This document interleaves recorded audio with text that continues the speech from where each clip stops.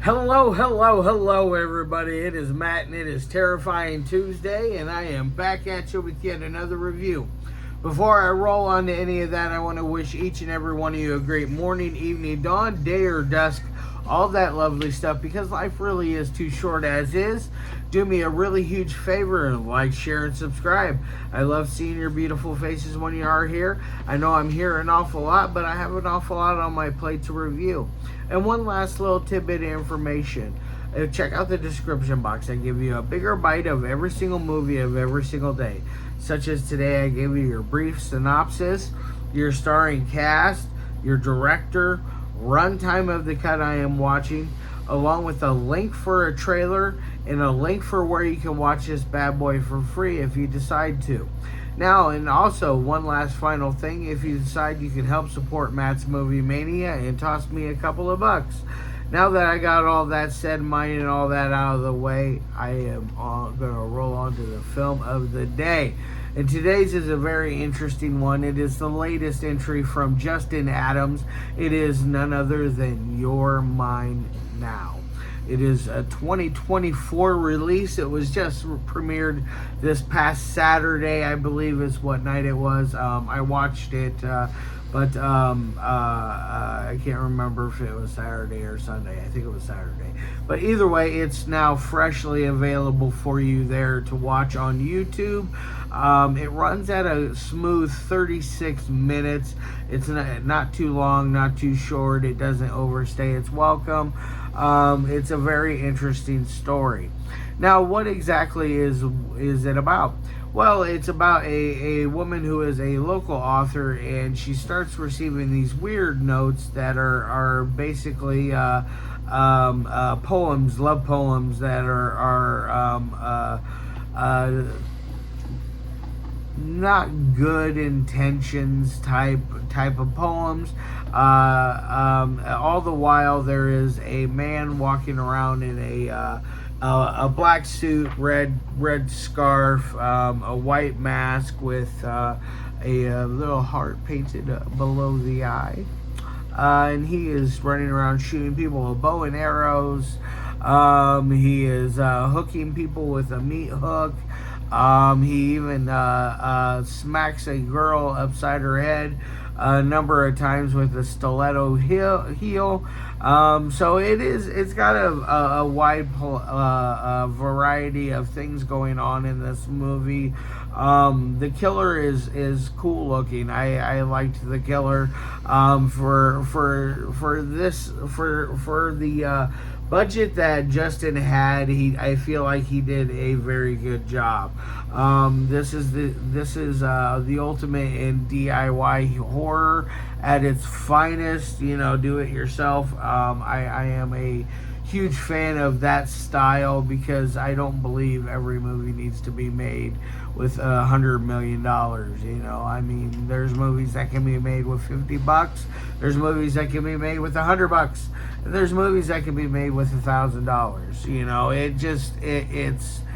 It's one of those things that is I can easily overlook, and I can enjoy what I am seeing on the screen. Now, if only more viewers were like that, that would make cinema a lot better, in my opinion. Mostly because I feel like people are a little too critical or a little too picky about a lot of stuff. I know that there would be people that would watch this and probably not like it because it is so low budget. I don't think that's a fair thing to judge a movie on, is by their budget.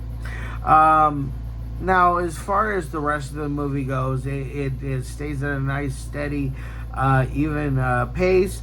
You have a fun ending. You have just about anything you can think of, and it leaves it wide open for a sequel. So I really enjoyed this. Now, on to the three things that I love my movies to be. First is audio. The audio is fine. There's no real moments in it where I notice anything bad. I can understand each character perfectly.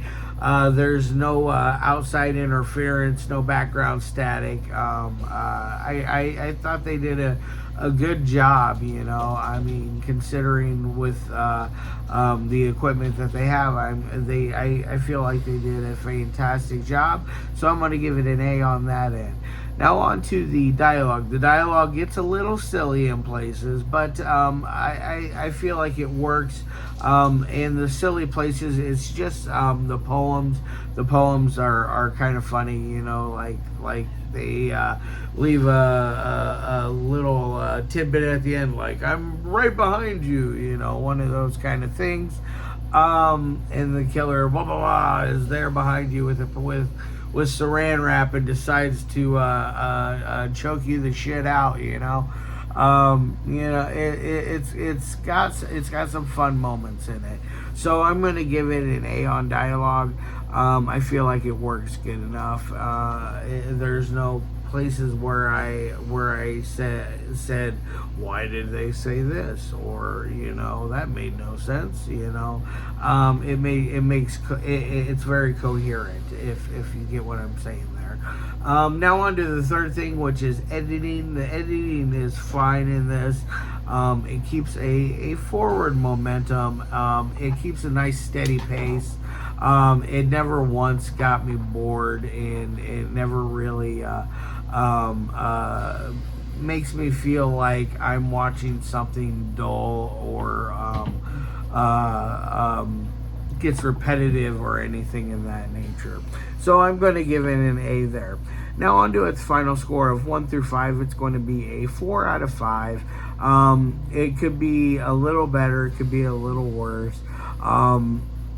It just works for what it is, and I really am happy that I got to see this, and I'm glad Justin finally got this released, because this is definitely a passion project of his, and you can really tell that it is, and it just really shines through on this one. And I hope he sticks with what he does and does more movies, because I feel like he is a good director. He's learning. He's improving upon every film that I've seen of his. This one by far is the shiniest. It is the most well made so far, but he still has room to improve, and I'm glad that he is. All right, guys, love your faces. Can't wait to see you on Thursday, I believe it'll be, and then Saturday. Yeah. All right, guys, love your faces, and as always, peace.